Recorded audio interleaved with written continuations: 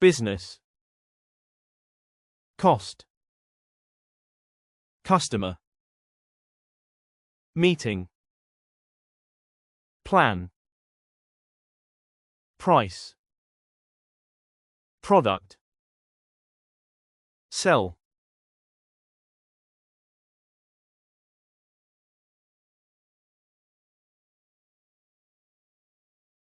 This is a business shop.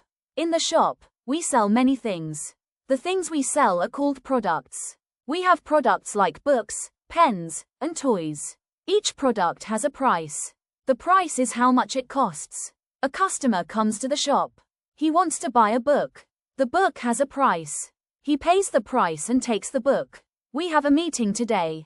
In the meeting, we plan to sell more products. We want to make our customers happy. That is good for business. A good plan helps business grow.